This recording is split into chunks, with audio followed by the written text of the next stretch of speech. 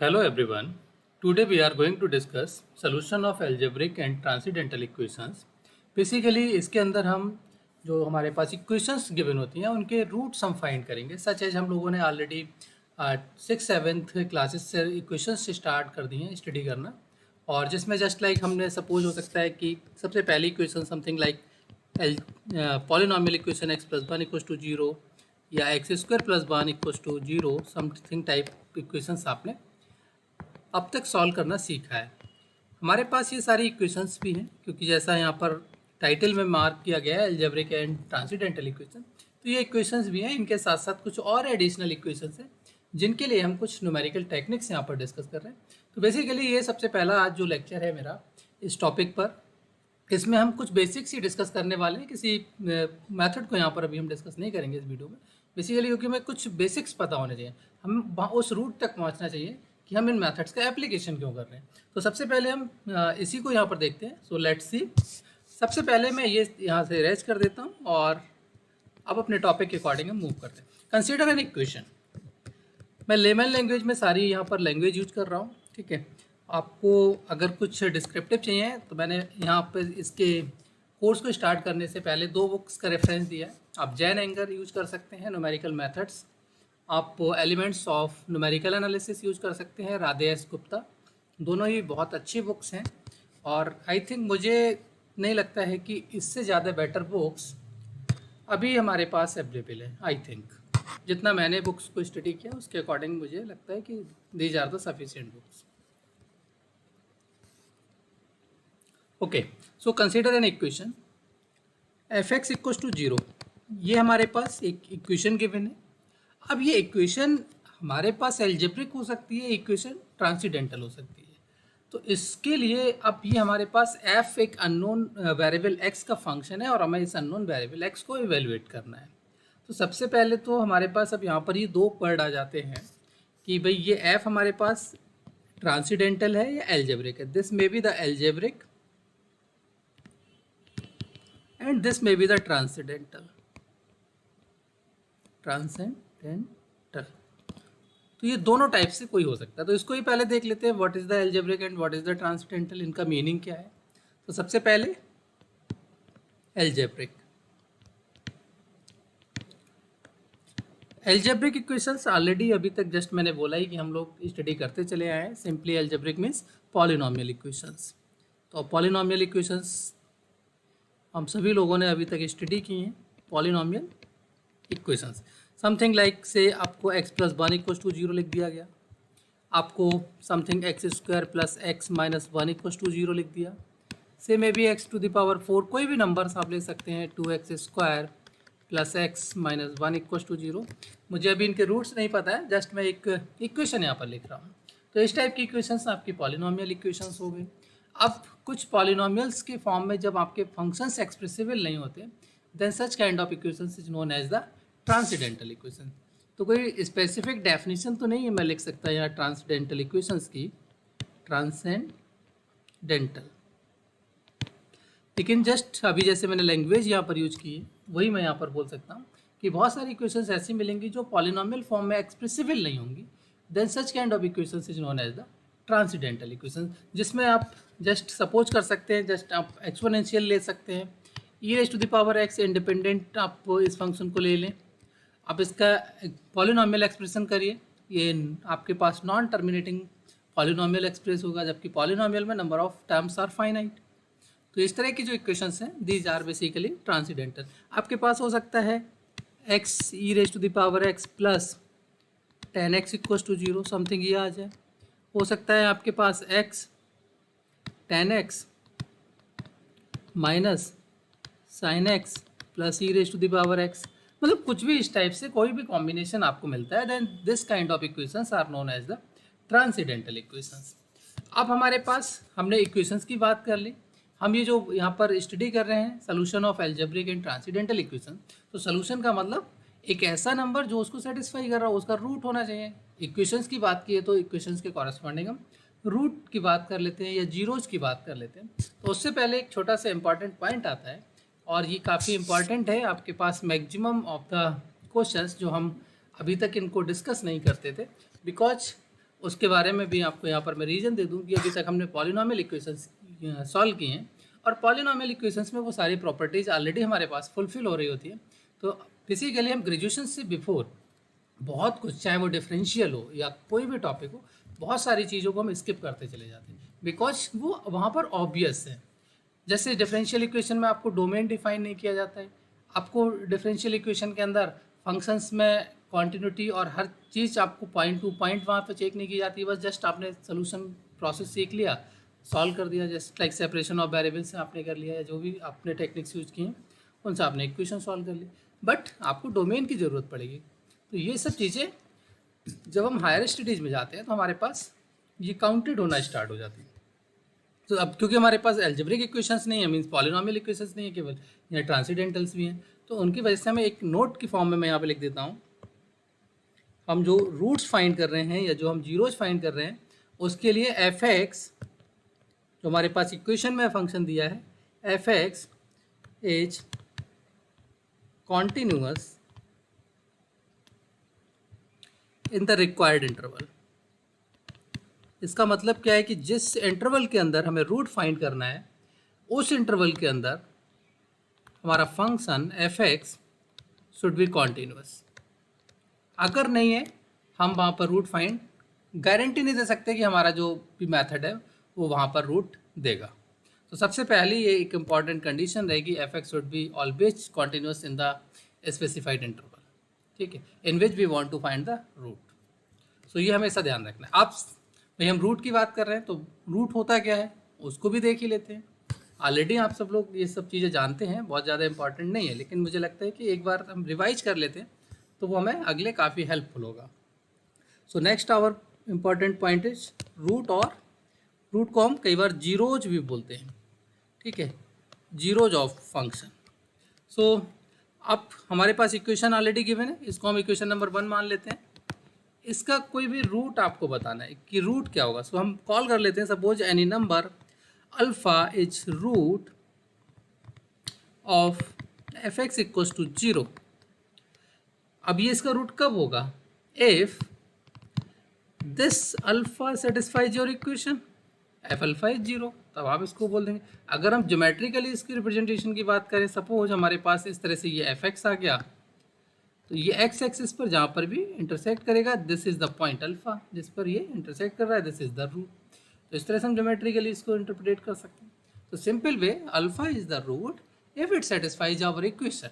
Okay, अब ये root यहाँ पर इंपॉर्टेंट नहीं था, अभी इंपॉर्टेंट पॉइंट्स मैं यहाँ पर नोट कर रहा हूँ। These are basically this root alpha is simple root और multiple root. Simple root means the multiplicity of the root is 1 और the multiplicity of the root is more than 1। कई बार जैसे आपने इक्वेशन लिखी होगी x square minus 2x plus 1 equals to 0, और वहाँ पर x इक्वल्स टू 1 आप रूट लिखते हैं और उसके बाद आपने ब्रैकेट में मार्क कर दिया twice. What is the meaning of this twice, means आपका जो इक्वेशन है उसके जो क्वाड्रेटिक इक्वेशन थी, it means this equation has 2 roots. अब इसके रूट भी 2 होने चाहिए, अब बट दोनों रूट क्या है, सेम है। तो जब इस तरह की आपके पास कोई पॉसिबिलिटी आती है तो वो मल्टीपल में चली जाएगी। और जब आपके पास जैसे जस्ट लाइक आपने एक्स स्क्वायर माइनस 1 लिया, x minus 1 and x plus 1 are 2 factors, so one root is x equals to 1 and other root is x equals to minus 1। ये डिफरेंट आपके अलग अलग रूट्स हो गए और इनकी मल्टीप्लिसिटी 1 है, so both roots are the simple root. तो बेसिकली हम इसी को यहाँ पर डिस्कस करने वाले हैं। सो सबसे पहले सिंपल रूट की बात कर लेते हैं। मैंने जस्ट अभी बोल ही दिया कि जब हमारे पास multiplicity of the root is 1, तो उसी को हम यहाँ पर डिफाइन कर देते हैं। ए नंबर अल्फा, आपके पास जो रूट है ए सिंपल रूट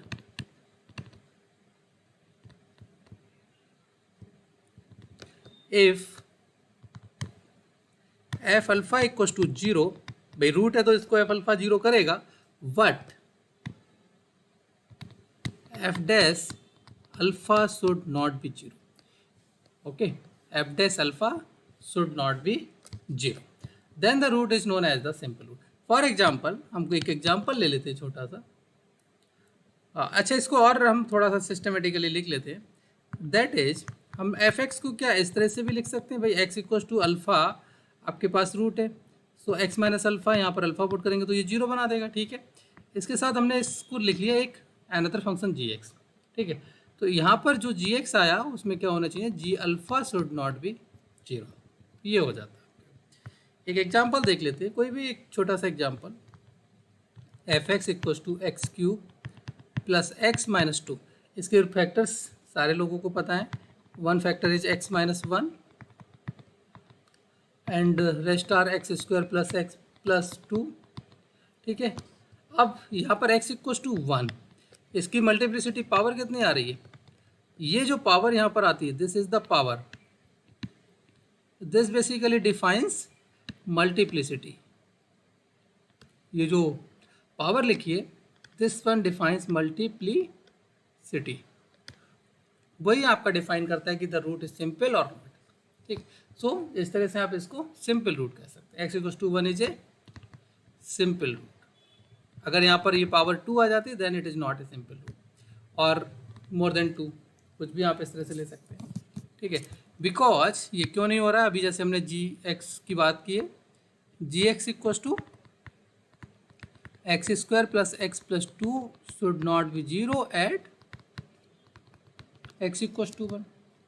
तो ये आपका सिंपल रूट इस तरह से आपने डिफाइन कर दिया। अब आता है multiple root.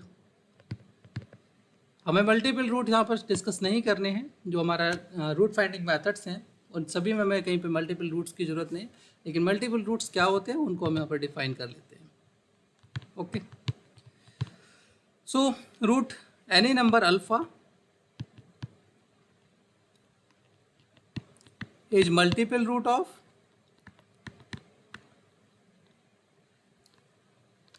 F x equals to zero if f alpha आपका जीरो होगा, एफ डैश अल्फ़ा आपका जीरो होगा, multiple root of multiplicity, multiplicity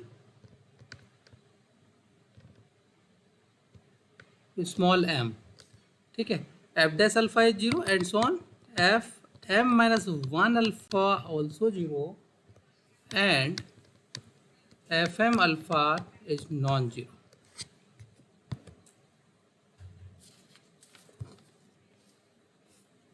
So this kind of root is known as the multiple root.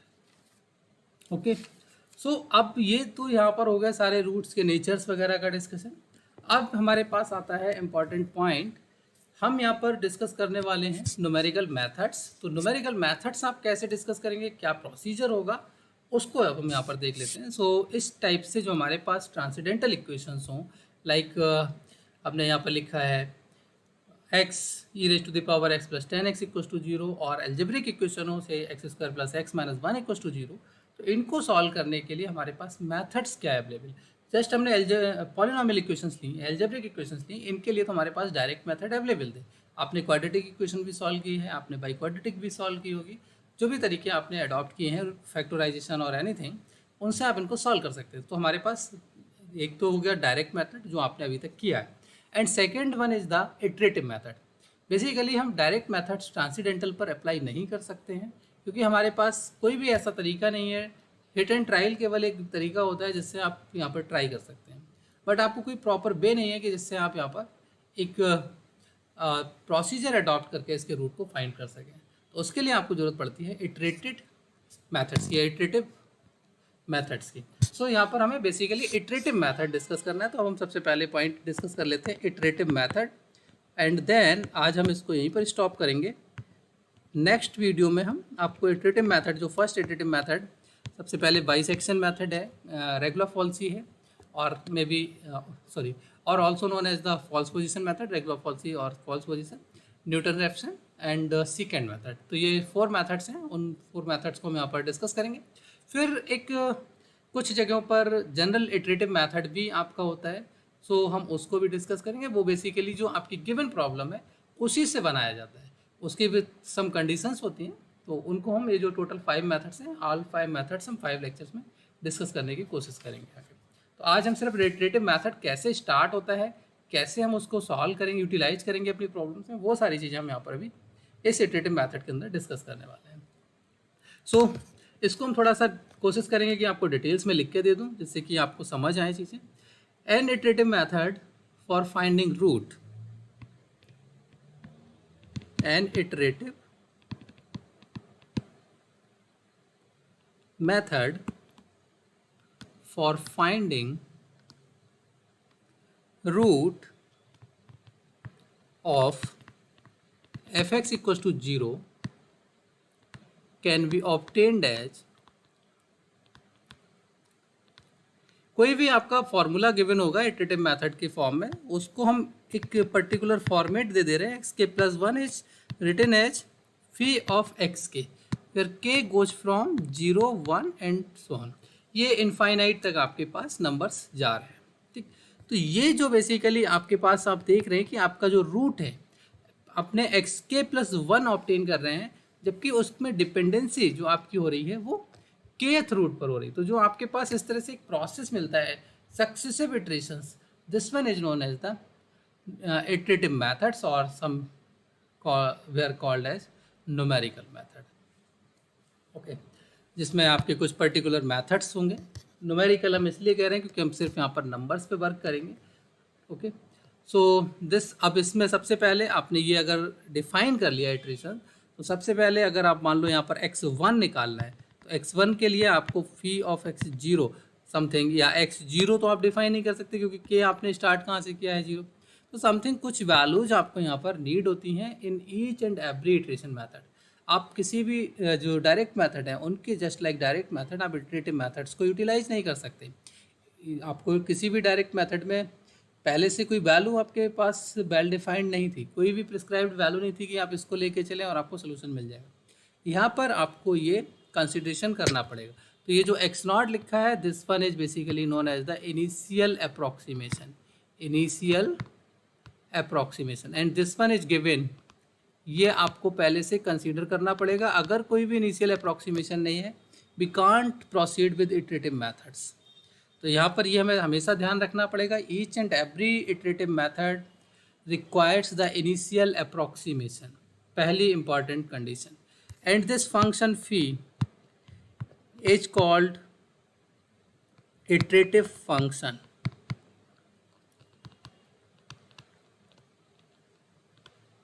इसको हम iterative function का नाम देते हैं और यही बेसिकली हमारा मेथड को रूट की तरफ कन्वर्ज कराता है। इस पर मैंने जस्ट बोला कि जनरल इटरेटिव मेथड हम डिस्कस करेंगे, वहाँ पर आप देखेंगे भी कि इसकी एक कंडीशन होगी कि phi should be the derivative of phi, उस पर आपको यहाँ पर कंडीशंस मिलती हैं, तो वो हम अगले जनरल इटरेटिव मेथड में डिस्कस करेंगे। अभी सारी चीज़ें मैं यहाँ पर नहीं बता रहा हूँ।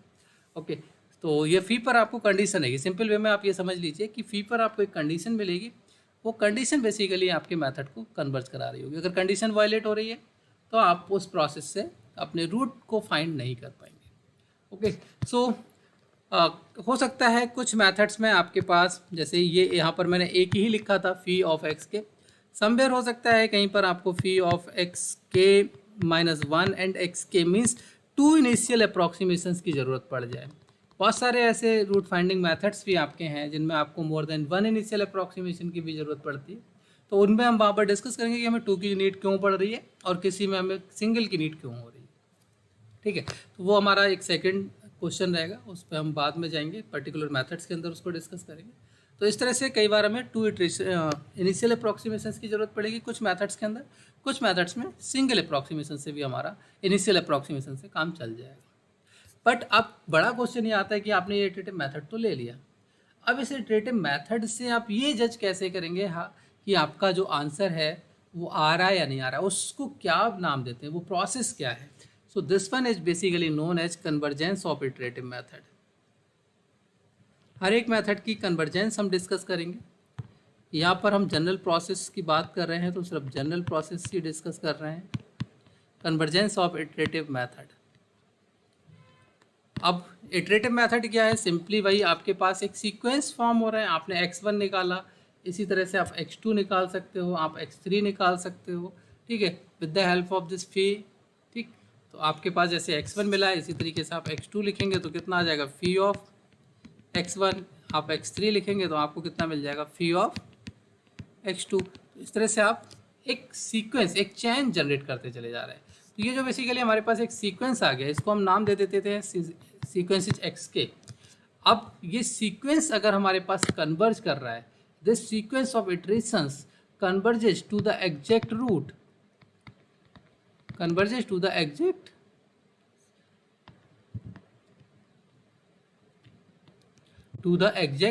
root, and exact root is alpha, then we can say that the method is convergent. और इसको हम सिम्बोलिकली और लिखना चाहें तो इसको ऐसे भी लिख सकते हैं, लिमिट ऑफ एक्स के सॉरी इट्स के गोज टू इन्फिनिटी, एक्स के इज अल्फा, और there are so many ways to writing this process. Xk minus alpha is 0, or you can say, if you can say that at the kth iteration error is which say ek is the error, ठीक है, at the kth iteration, then the error should be goes to 0, then we can say that method is convergent और the iterative process is convergent. तो ये basically आपके पास एक यहाँ पर criteria है. अब देखिए मैंने ये जनरल फॉर्म बता दी, अब क्वेश्चंस में हम इसको स्टॉप कैसे करेंगे, तो वही सेम प्रोसेस जो मैंने आपको सिस्टम ऑफ इक्वेशंस में भी बताया. You find the k plus 1th iteration and you find the kth iteration value, take the difference between these values and check that this should be less than your desired accuracy epsilon. Epsilon is desired accuracy, जो भी आपको specify की गई है उसके according आप यहाँ पर चेक कर सकते हो. तो कभी भी हमारा कोई न्यूमेरिकल मेथड हम इनफाइनाइट टाइम, देखिए जैसे के अप्रोचेस टू इन्फिनिटी हमने दिखा दिया, हम इनफाइनाइट इटरेशंस तो कर नहीं सकते, ठीक है. तो कभी भी एरर हमारी जीरो होगी नहीं, कुछ ना कुछ तो आएगी. हो सकता है किसी पर्टिकुलर प्रॉब्लम के अंदर आपको एरर जीरो मिल जाए, कोई एक पर्टिकुलर केस होगा, बट इन जनरल आपके पास हर एक मेथड हर एक प्रॉब्लम के अंदर ये सिचुएशन पॉसिबल नहीं. हम कुछ number of finite number of iterations ही कर सकते हैं. तो हमारे पास एक एरर यहाँ पर होगी, तो ये एरर हमारी क्या होनी चाहिए, एक प्रिस्क्राइब्ड जो एक्यूरेसी है उससे कम होनी चाहिए. इसको और अगर हम थोड़ा अच्छे से देखना चाहें, जो ई के हमने डिफाइन किया है, और अच्छे से अगर मैं इसको कहूँ कि हमारा जो मेथड है वो कन्वर्ज कर रहा है या नहीं कर रहा है, हम जो ई के डिफाइन कर रहे हैं, this ek should be decreases,